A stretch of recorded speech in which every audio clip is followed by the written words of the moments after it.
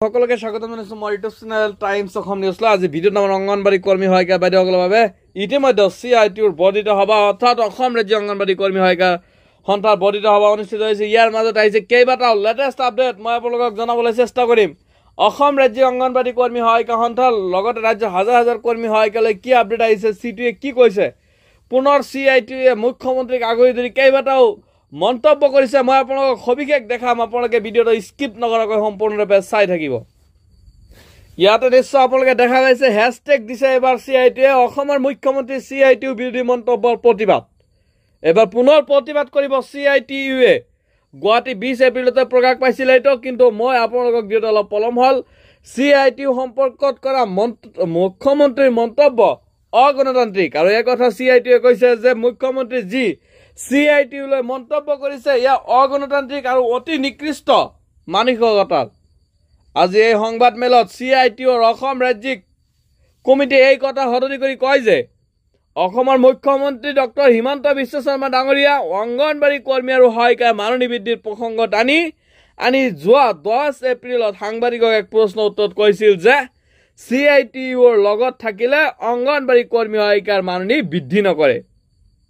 CITUক অসমত বাধা দিয়াটো হেনো তেখেতৰ কৰ্তব্য নেকি প্ৰশ্ন কৰিছে অসম ৰাজ্যিক CITUৱে চেণ্টাৰ ইণ্ডিয়ান ট্ৰেড ইউনিয়নে। CITUৰ অসম ৰাজ্যিক কমিটিয়ে ৰাজ্যখনৰ মুখ্যমন্ত্ৰীৰ এই মন্তব্যৰ তীব্ৰ প্ৰতিবাদ জনায় আৰু অসমত CITUক কিয় বাধা দিয়া হয় অথবা CITU সংগঠনত শ্ৰমিক কৰ্মচাৰী কিয় থাকিব নালাগে তাৰ স্পষ্টকৰণ দিবলৈ দাবী জনায় CITUৱে। বিগত 10 দিনে CITUৱে অপেক্ষা কৰি আছিল তেনে এক স্পষ্টীকৰণৰ। মুখ্যমন্ত্ৰীৰ স্পষ্টীকৰণ দিয়াৰ কথা আছিল যে দিব লাগিছিল বুলি প্ৰশ্ন কৰিছিল যে আমাক স্পষ্টীকৰণ লাগে, আৰু সেই স্পষ্টীকৰণ এতিয়ালৈকে দিয়া নাই।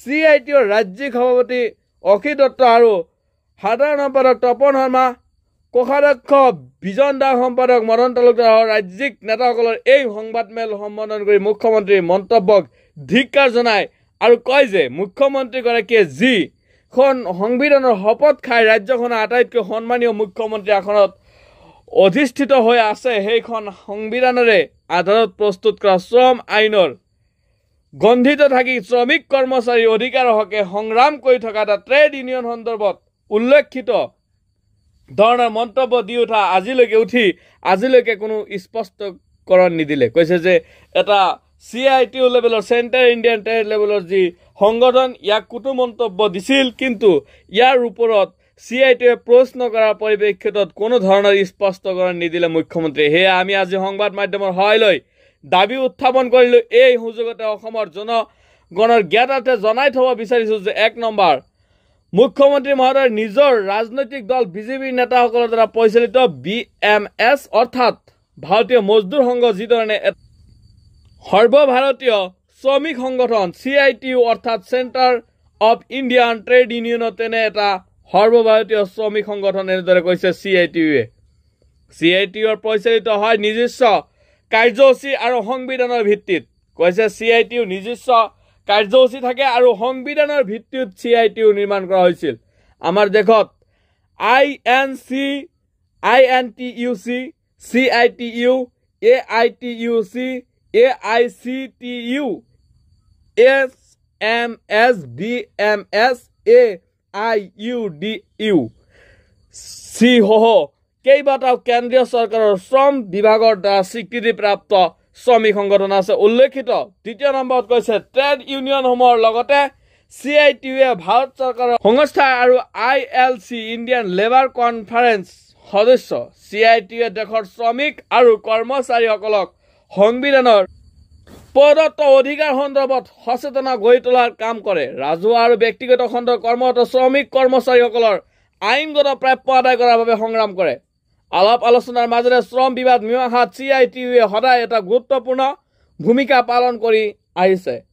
আনকি ৰাজ্য চৰকাৰৰ দ্বাৰা গঠিত হোৱা শ্ৰমিক কল্যাণ সম্পৰ্কীয় বিভিন্ন কমিটিত থাকি ৰাজ্য চৰকাৰৰ শ্ৰমিক কল্যাণ আঁচনিসমূহৰ সঠিক ৰূপায়ণত সহায় কৰি আহিছে। CITUৰ লক্ষ্য হৈছে শ্ৰমিক কৰ্মচাৰীৰ ওপৰত চলি থকা চৰকাৰী বেচৰকাৰী শোষণ বঞ্চনাৰ অৱসান ঘটোৱা। এনে এক প্ৰেক্ষাপট থকা শ্ৰমিক সংগঠন এটা কাম কাজত বাধা প্ৰদান কৰাটো এগৰাকী মুখ্যমন্ত্ৰীৰ কৰ্তব্য হ'ব নোৱাৰে বুলি আমি জানো।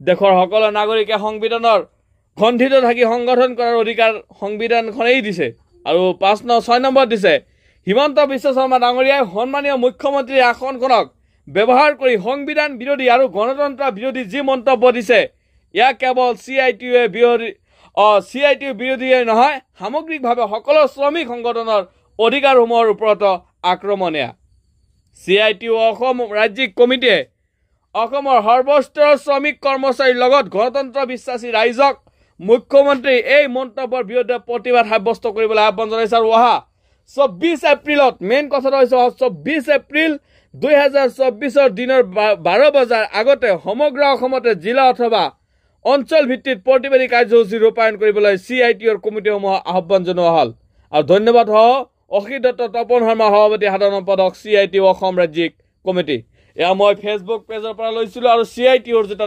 Official page Assam CITU Assam centre of Indian trade ইউনিয়নৰ যে অফিচিয়েল পেজ তাতে প্ৰকাশ পাইছিল আৰু মই কপি কৰি আনি আপোনালোকক সবিশেষ বিস্তাৰিতভাৱে দেখাই দিলো আৰু 24 তাৰিখত মেইন কথাটো হৈছে 24 তাৰিখত দিনৰ 24 এপ্ৰিলৰ দিনৰ 12 বজাৰ আগতে সমগ্ৰ অসম তথা জিলা অথবা অঞ্চল ভিত্তিক প্ৰতিবাদী কাৰ্যসূচী ৰূপায়ণ কৰিবলৈ CITUৰ কমিটিসমূহক আহ্বান জনোৱা হৈছে সো আজি ভিডিঅ'ত দিবলগীয়া লেটেষ্ট ইনফৰমেশ্যন আপডেট এইখিনি আছিল ভিডিঅ'টো যদি আপোনালোকে ভাল পাইছে তেন্তে ভিডিঅ'টো বেছিকৈ শ্বেয়াৰ কৰি দিব ইতিমধ্যে লেটেষ্ট আপডেট আহিছে মই আপোনালোকক জনাম নেক্সট ভিডিঅ'ত কি আহিছে সবিশেষ খবৰসমূহ আপোনালোকক জনাই থাকিম তো আপোনালোকে ভিডিঅ'টো যিমান পাৰে ইমান বেছি শ্বেয়াৰ কৰি দিয়ক আৰু চেনেলটো যদি নতুন আহিছে প্ৰথমবাৰৰ বাবে যদি আহিছে চেনেলটো ছাবস্ক্ৰাইব কৰি যাবলৈ নাপাহৰিব থেংক ইউ জয়